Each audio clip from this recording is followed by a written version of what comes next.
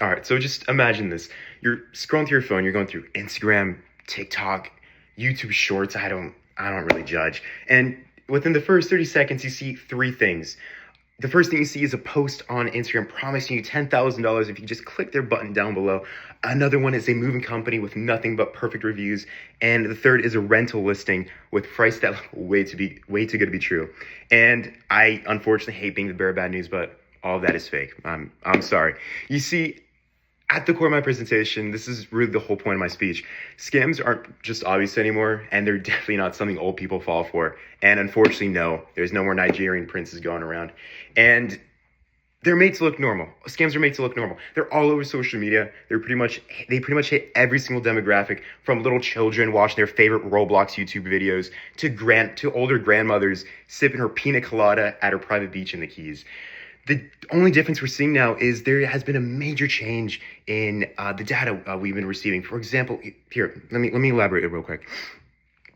We've seen a huge increase in certain demographics, including students, renters, and really anybody that's trying to save some money and get ahead in life.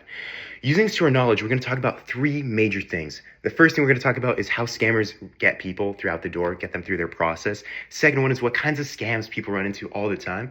And third is just a really simple way of not getting screwed over by them. First is how scammers get people. Their trump card and their sparkly Charizard, what have you, is they want you to move fast. Like really fast, they want you to act before you stop and think and ground yourself. Is this really a good idea? And the way they do this is literally by pushing you throughout their entire sales process, trying to get you to deposit money now. Hey, give us money. Somebody's already interested in this house. Come buy it. Or the price is perfect right now and it's going to go up tomorrow. And this works because when people feel rushed, they stop thinking and they stop looking at the minor discrepancies between information and important information that separates legit businesses from malicious ones. And another big card they have up their sleeve is making everything look legit, okay? They have a clean website, they have beautiful pictures, good reviews, and maybe social media pages with like 11 or 10,000 followers on Instagram. But none of that matters anymore. Pictures can be stolen or AI'd within a matter of like 3 seconds. How my sister, a 13-year-old sister, can AI a picture that makes it look perfect. Reviews can be fake, they can be bought, and the whole business can literally just be made up within a day. It's so easy to make business websites with Wix and ChatGPT being around. It's honestly hard not to make a business at this point.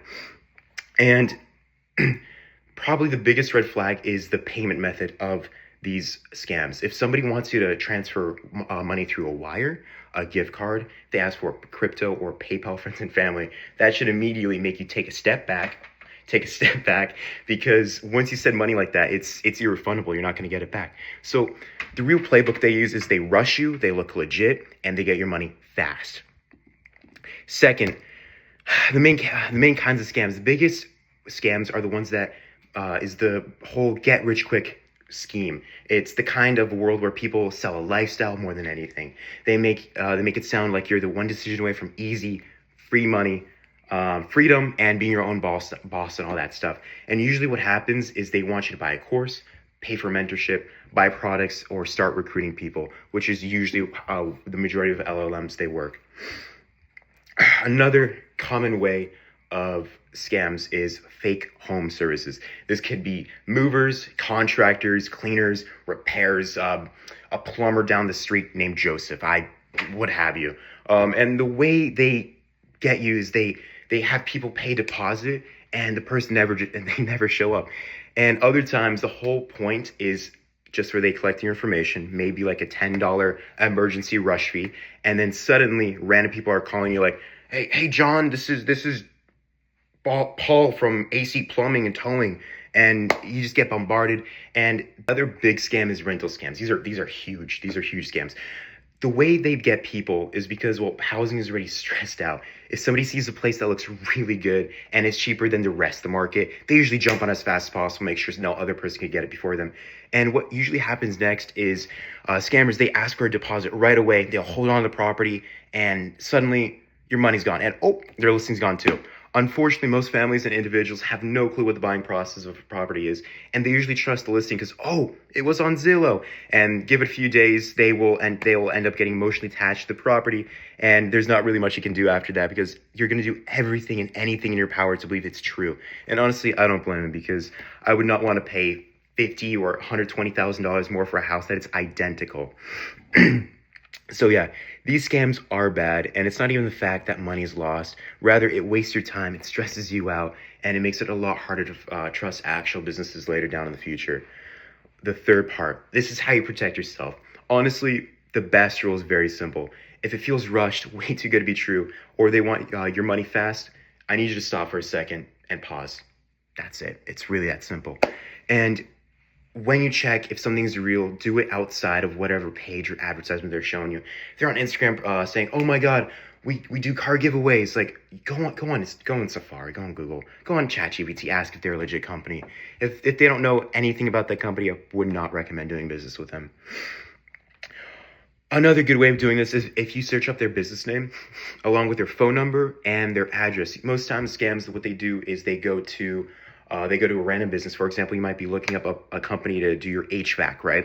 And they're located in the middle of nowhere. Another times they might be located in Costco. I'm not even kidding you. There's a business, I don't know if it's still up and running, but there is a HVAC company located in the dead center of Costco. Very interesting. And another thing is you do not rely on the information they gave you. And the internet has a lot of places and sources of information. Don't rely on just them. And if the payment feels a little sketchy, that alone is a reason to slow down and stop and think, is this really a good place to go? And one more thing, believe it or not, but reporting scams actually does matter.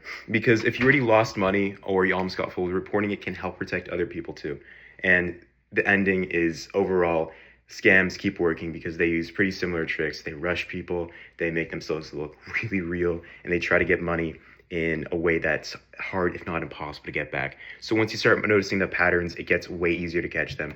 You don't have to be paranoid all over the internet. "Oh my God, is this person trying to take advantage of me?" You just need to slow down and stop. If something feels rushed or weird, there's one thing to remember. It's just this. If something feels urgent or too good to be true, they want their money fast, I need you to pause and verify the proper information and details. Thank you.